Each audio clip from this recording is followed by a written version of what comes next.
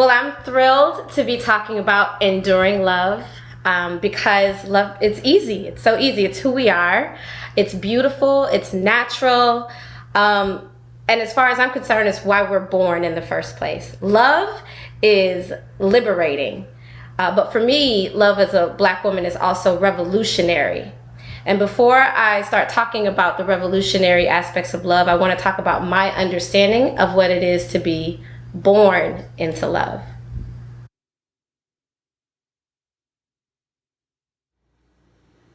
I descended from the heavens as a ball of love. All atoms, energy, light just shot into my mama's womb, and I came out as love. And I love that I came out as that. There's no other way to say that. And I think we're all embodied and born with that. And then I started my human experience. And that human experience tears apart at the things I think sometimes that we know are ourselves. And so throughout some of my life, those pieces of love broke apart. And I say this not as like some detrimental, sad story. It's just about embodying as a human being. I chose to come into this body as a Black woman, understanding before I got here that I was going to descend in this time and space with the ancestors that I chose to come through. And so I understood what I was getting into when I came into the body, and then I got into the body and was like, wait, what happened? What's going on? And so parts of me were broken as I went through this life. I do understand now, after years and years, that the love was still holding me together. What's beautiful about this is I recently learned of this Japanese art where if something is broken, you don't just throw it away, you piece it back together. And they piece it back together with this gold thread or this gold paint and the ceramics and all, and it becomes this brand new piece of artwork. And so last week I broke this beautiful teacup that a friend of mine brought to me from China. And I thought, how timely is it that I get to use this to kind of talk about what it is to be put back together. And so throughout my life, I've experienced trauma, and I've had things make me question who I was. And then in 2015, I met Ma and did some very serious work around trauma and being and identity and evolution. And I started to put myself back together. And as I put myself back together, I had all the memories of the love that was given to me throughout my life, of the love that came from the universe, of the love that came from creation. And that love became how I decided to live my life. Once I crossed that threshold with Ma, I remembered all these beautiful things in my life that have come to make me the loving, giving creature that I am today. I got a call on that ancestral love as I do my work every single day. Annie Mae Coleman, Posey Coleman, Dorothy, Grandma Catherine. These women were the embodiment, the walking, living embodiment of love. And I got to live my life with them. I got to come through them. I got to be taught by these women. And when I say they are phenomenal, revolutionary women, I mean it. I absolutely mean to go through life as Black women in some of the most racially charged cities in America. My grandmother, Annie Mae Coleman, from Mississippi, moved to Tennessee and raised 4 Black men in the South, all of which are all successful in their own right. They lived through lynching. They lived through civil rights. They lived beyond being shot down in the streets as black men. You know what kind of love it takes? You know what kind of love it takes to have your children survive in this world? And then come out on the other end of that, loving, successful men, and create loving, successful children?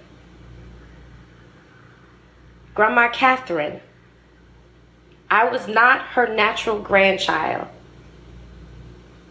But every time I set foot in her house, there was no difference between the love she gave to me and the love she gave to her own natural born grandchildren. I was fed, cared for, caressed, taken care of. My wounds and my emotions were a real part of her understanding. She loved and caressed me. She kissed me, she hugged me. She saw me for who I was and allowed me to be that in her space. This is enduring work. My families come to us sometimes when they don't have anywhere else to turn. They come to us when their babies are 12 months old, when their babies are 3 years old, and they don't understand what to do with a child with a disability, and some of them don't even know how long their children are going to live. And that's a huge burden to bear. For some of our families, they come in with the belief, because of their cultural belief system, that to have a child with a disability is a curse. And so we have to undo that work. I've got to undo that work. I can't do it alone, though. My team has to be embedded in that work. Filling every family up with love, filling every child up with love. We have to love them completely. And in order for me to love them completely, I have to see them completely and accept them fully for who they are as the gift that they are to us. And so that ain't easy. And one of the reasons that it isn't easy is because a number of them don't feel like they deserve that. They don't feel like their children deserve that. So we have to feed into them. We have to love into them. I have to share with them that golden thread of love that moves through my body so that they can understand it and feel it in the most present moment. That means being present with them in their sadness, in their devastation, but also being present with them when they overcome that and when they trans into a new place of acceptance and love and joy, and we get to live that with them. I work in Miami, Florida, which is the Caribbean of the Americas. I work with the most impoverished communities in South Florida. Poor black and brown people. People that live in places that that Americans would not believe that existed here. We're talking about ghettos that look like third world countries. We're talking about houses that are obviously not up to code. We're talking about poverty beyond the belief of what people think exists in this country. Those are the families I work with. Those are the staff that I work with. I also work with the most vulnerable population of students. Students with significant mental, physical, and cognitive disabilities. My student population, my babies, as I call them, my babies, are the most fragile, and they're the most ostracized. Society don't know what to do with them. They don't know where to take them. They don't know how to treat them. They don't know how to integrate them. They don't know how to include them. And it is then my job to teach my parents and the rest of the world how to do that. So I ask myself every day, how do I teach enduring love? How do I live enduring love every day? And it's in the little moments of not giving up. It's in the little moments of taking that extra step that you build in enduring love. I can give an example. Just the other day, my staff was trying to reach one of our students who they hadn't talked to them. And they called and they texted and they were telling me, Keisha, I just can't get to them. They're not answering the phone. And I said, okay, so what's the next step? Pause. Crickets, nothing.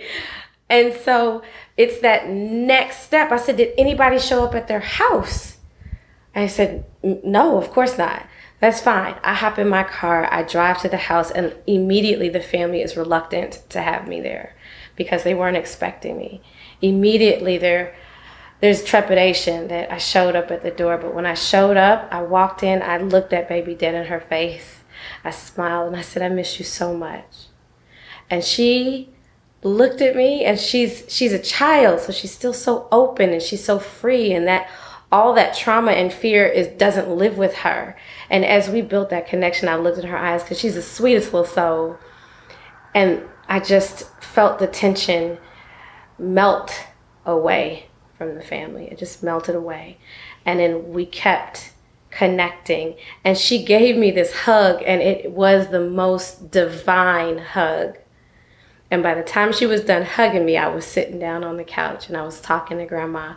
And then I was there with them, present in the moment, letting them know that I was right by their side, not leaving them. It could have stopped with the phone calls, but it didn't stop with the phone calls. And by the time I was done, my family and that child understood that I was there for them, that I would endure with them and I would endure for them. And not only that, but there's no reason to have shame about where they were in the world, that they were loved, accepted, appreciated, and supported as they were. And in that moment, that loving endurance became the most important thing. To love completely and feel that love thread through my skin, through my eyes, through my lips, through my words, through my tears, through my heart. That love is threaded in my actions, in my work, in my relationships, and each day that I get to create just one single moment. One single moment of love experienced is enough to get me through my day. It's enough to get me through this lifetime and lifetimes after this. That love is a revolutionary love for me and for the people I serve, because in this space, it has to be.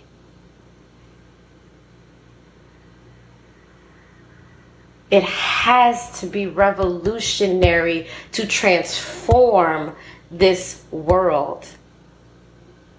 Because transformation is inevitable. Transformation is real.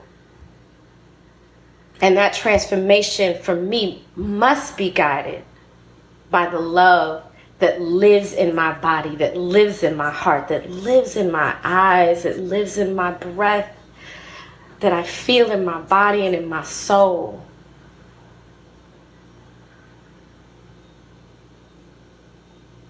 That's my love story to the world.